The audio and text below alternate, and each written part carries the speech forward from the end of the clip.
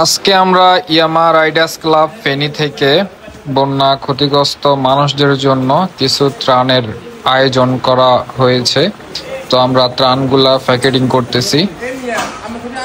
এখানে শুকনা খাবার আছে, চিরা, মুড়ি, বিস্কিট, এরপর হচ্ছে মিঠা, মোমবাতি, এই সামগ্রীগুলো নিয়ে আমরা একটা একটা করে প্যাকেট করছি। এরপর পানি আছে সাথে। তো আমরা একটা পিকআপে করে ত্রাণগুলো নিয়ে যাচ্ছি। আমরা হচ্ছে ফুলগাজীর উদ্দেশ্যে রওনা দিচ্ছি।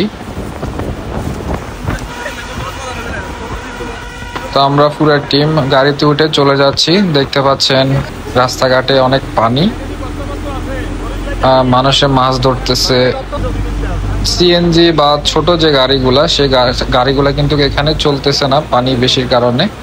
এখানে বড় যেই ট্রাক বা পিকআপ গুলা সেগুলো চলতেছে কয়েকটা। রাস্তার মধ্যে কোথাও কোথাও হাঁটি পর্যন্ত পানি আছে। তো এই হচ্ছে বন্যার পরিস্থিতি। এটা হচ্ছে ফুলকাজী পরশুরাম রাস্তা। এই রাস্তার মধ্যে মোটামুটি অনেক পানি, আর আশেপাশের গ্রামগুলা বন্যার পানিতে একদম ডুবে গেছে প্রায়। ওই যে দেখতে পাচ্ছেন এখানে দুইটা ঘর অর্ধেকই ডুবে গেছে পানির নিচে।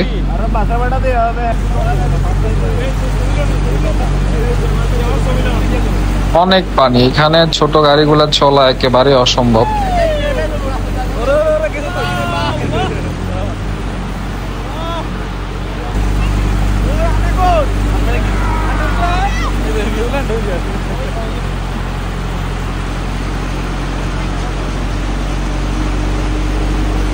ওই যে একটা মোটর সাইকেল নষ্ট হয়ে গেছে, এখন ধাক্কা দিয়ে দিয়ে নিতেছে।